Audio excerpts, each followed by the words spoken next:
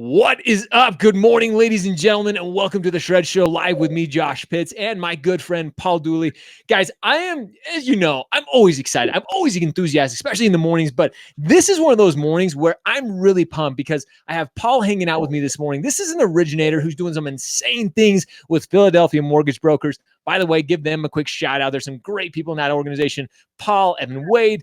I mean, the other Paul, there's two Pauls that are great people there. But Paul, thank you so much for taking a few minutes this morning, hanging out with us this morning. I really appreciate it, brother.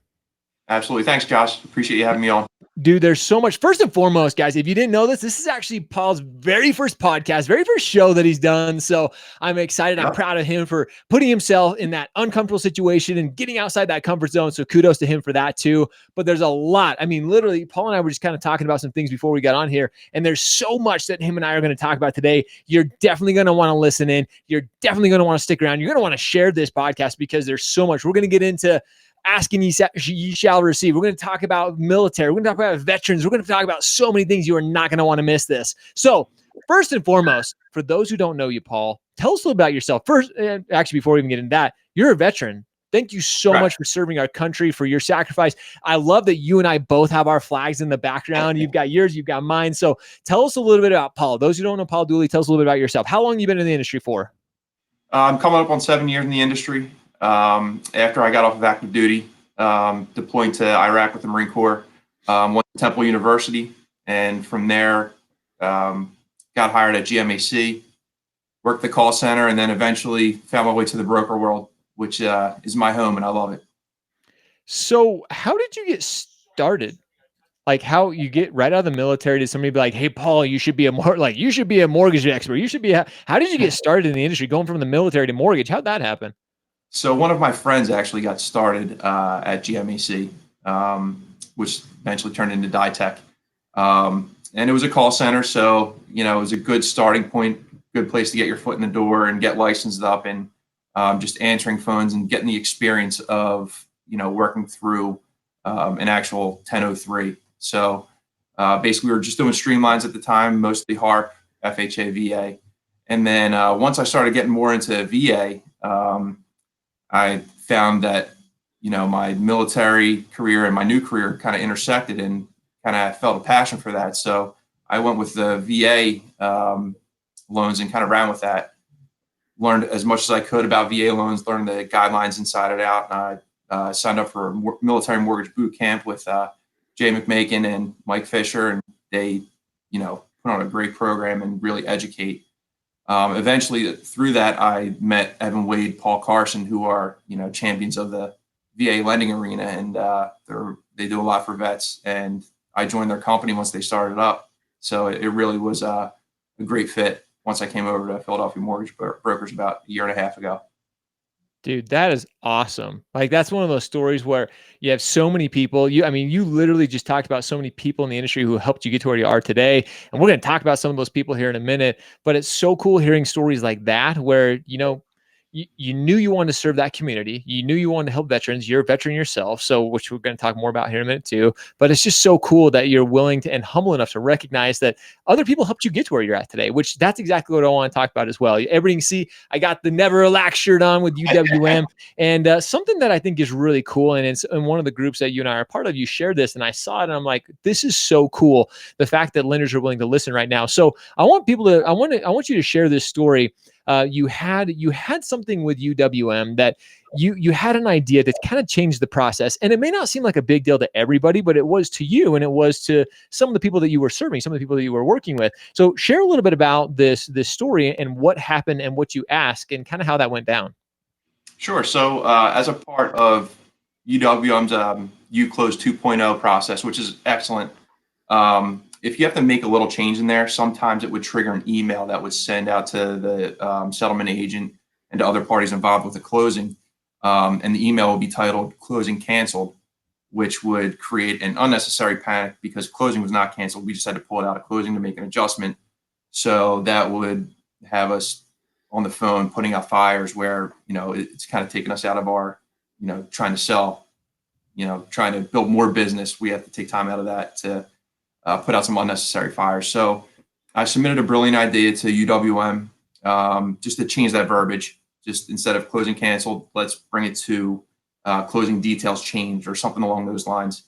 And I posted it in Brokers Are Better Facebook group, and I learned that it's a common pain point throughout the community with that email. It's not a huge change that they had to make, but they were pretty quick in responding to that. UWM, I'm talking about at this point, and they within a week, they implemented that change, and it's kind of refreshing to have one of the largest wholesale lenders in the country to be able to see that there is a common inconvenience in their process and take that suggestion and run with it and actually implement a change.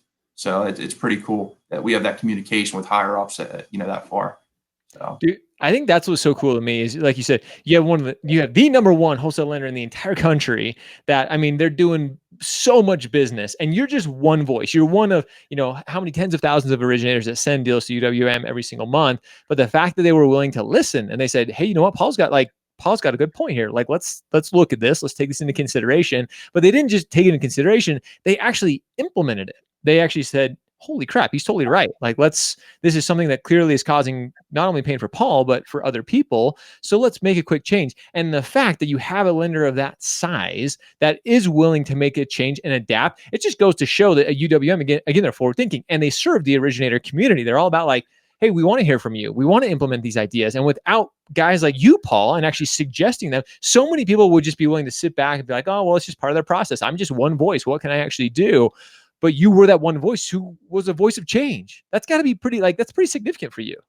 Yeah, and I want to give a shout out to all the brokers that did go in and vote for it, because it is based upon there's a process through the brilliant idea. So you share it, brokers vote on it if it is something that they want to see implemented, and within like an hour there was over 24 votes for and comments asking for this change to be implemented. So they do have eyes on it, and then they put it in review pretty much the same day and implement it the next week. So it's pretty cool to see that happen. That's so cool. And you mentioned the community, the Brokers Are Better community, and shout out to all those brokers who helped implement this change. Because again, it's not you started it, and it takes one person to start it, but then it takes an entire community and collaboration to make change happen. And I think that is so cool. Which that's kind of where I want to go from here is collaboration. And I know you and Chris Griffith, who Chris is we're a huge fan of Chris, a huge supporter of the show. And we were talking about something, and you shared an experience with me. You shared a story with me. So if you wouldn't mind sharing this story, because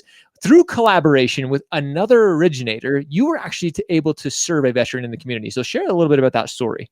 Sure. So Chris Griffith, he created the VA community, which is one of the biggest proponents of helping vets out use their VA home loan benefit, and just he created a community where you can ask questions without being solicited by loan officers or realtors or anything like that. It's just a safe space where you can say, hey, I'm having this issue or I have this question. And you can get some solid advice from some very experienced mortgage professionals or real estate professionals.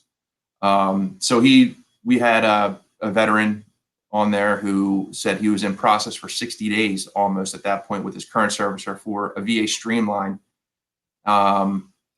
Chris put me in touch with them. I was able to get them a better rate, lower fees, everything like that, and actually structure their escrow account correctly. They were kind of shortchanging them on the escrow account, or they might have been doing an escrow rollover since it was their current servicer. But I was able to close them in under 3 weeks, get them a better, and just give them the communication that they really deserve. Their loan officer at the call center was MIA for weeks at a time, and it dragged the process out for 2 months for Streamline, which is just ridiculous. Dang. So we helped the veteran put him in a better place and actually communicate with them and keep them updated in the process. I gave the vet my cell phone number, so we still text daily. He's became a friend. So he's a fellow Marine Corps veteran and lives in the area. So it's pretty cool that we make those relationships from that community. So I want to talk about that, because this community that you guys are part of course, VA, Chris has done a phenomenal job. You want to talk about somebody who actually has started a group and really engaged a community, the veteran community. We talk about this all the time on the show, is finding a niche, finding a community that you can serve, that you can actually add value to. And you mentioned this, which is absolutely critical, that you're not just spamming them all the time. You're not just soliciting them like, hey, like, I can help you, I can do this. You're just truly adding value there to answer questions, which this is exactly how this came about. Is this veteran had a question, got involved, and then you collaborating with Chris, being part of it. Again, both veterans, which is incredibly awesome for both of you. But again, Chris has started this group. You were working with him and you were able to get a deal out of it. So many originators are kind of the mindset like, no, I need to do my own thing. If I collaborate with other originators, like they're going to steal my business. It's this scarcity mindset. But Right. you, like, you're open, like, hey, you know what? Chris is not only a veteran, but he's serving this veteran community. I want to help serve this veteran community. So you start doing that. And again, it's benefited you. And now you get to benefit those veterans, this streamline that you just helped with. That's such a cool idea. What are your thoughts when it comes to collaboration like this? Yeah, it's all about that abundance mentality that you just spoke about, and Chris embodies that. He's out there to serve vets. A very unselfish person. He's whatever he can do to help a veteran. He gives out more referrals than I've ever seen without anything in return. He just wants to make sure that the vet is in the right hands and they're getting a good deal.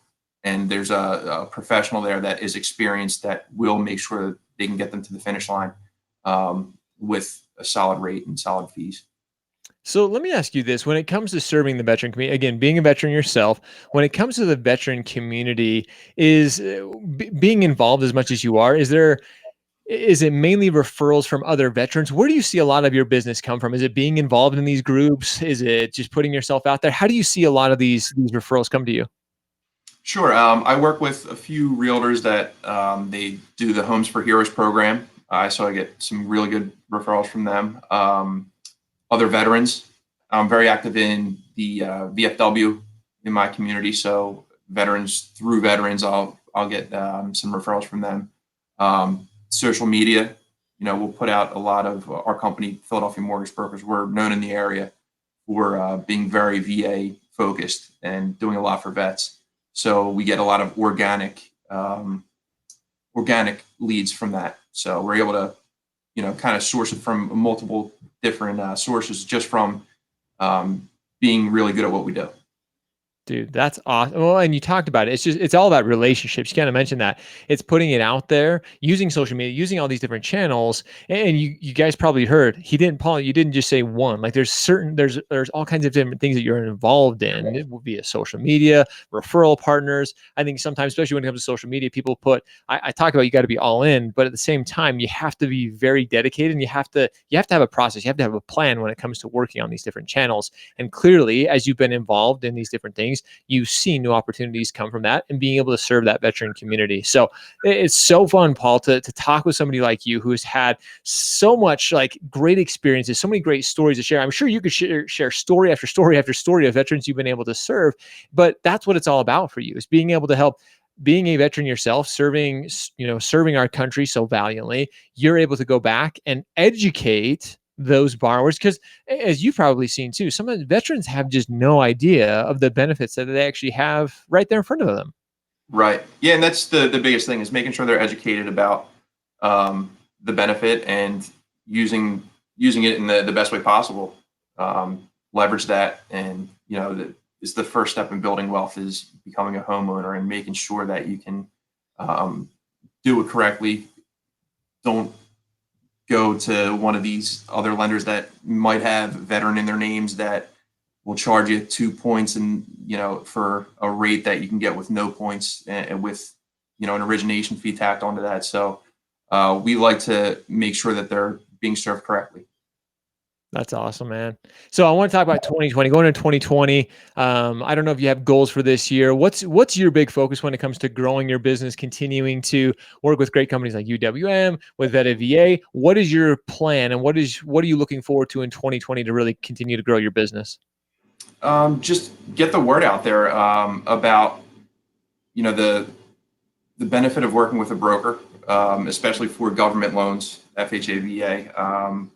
We operate a lot leaner and are able to pass that along to the veterans, and just educate the realtors about a lot of the myths that VA loans unfortunately carry because of uneducated loan officers or uneducated realtors.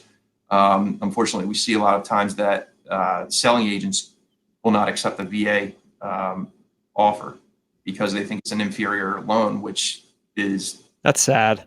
not the point, not the case at all. So we still have a lot of work to do to get that education out there and put the word out that VA loans are really the best loan out there. And vets are, they're some of the best borrowers and clients, and great neighbors. So you want them in your neighborhood. You want to make sure that these sellers are, taking into consideration these VA offers. What's really cool to me, Paul, is you can hear, like, a lot of times when people get passionate, they get very excited, very like just over the top enthusiastic. You can hear the tone in your voice and even look into the expressions on your face as you talk about veterans and serving that community and the injustice that's done. The fact that listing agents, and when they get offers like that, they're looking them over because they think it is inferior. Like, and the fact that you said you're willing to roll up your sleeves and get the work done, the work that needs to happen to really educate, not just veterans. I love the fact that you mentioned that. It's not just educating the veterans, that's part of it, but it's educating the real estate agents that these VA loans, they are an incredible opportunity and they should never be overlooked, especially because number one, our veterans served our country so valiantly, but number two, these are incredible loans. They're just not educated about them. And that's what you've set out to do. That's what working with Vetted VA and you and Chris, it's so cool to see people like yourself when they truly do this from a selfless place. They do this because they want to serve a community. They want to educate a community. And that's why I'm so impressed. And I was so excited to have you on the show. You shared some incredible stories. So, man, I cannot thank you enough for taking a few minutes out of your day today and sharing some of these stories, sharing some of the things that you're doing right now. So, Paul, thanks so much, brother. I really appreciate it. And again, from me, from everybody in our community, thank you so much for your service, for serving our country. And thanks so much for joining us today. I really appreciate it, man. I appreciate it. Thanks for having me on.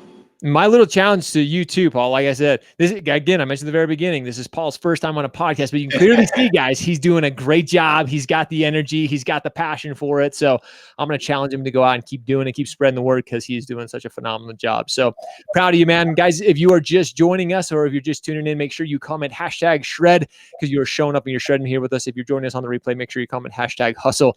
And if you don't follow Paul on social media, make sure you do and follow Philadelphia Mortgage Brokers as well. They're putting out some great content and great opportunities for you to learn. So again, Paul, thanks, brother, for joining us. And guys, make sure you also subscribe to the Rise and Shred exchange, riseandshred.io. Go to the website and you can subscribe to our daily exchange, get some of the best information in the industry. So Paul, thanks, brother. As always, guys, we appreciate you. We love you. Make sure you show up, you hustle, you repeat every day. See you guys.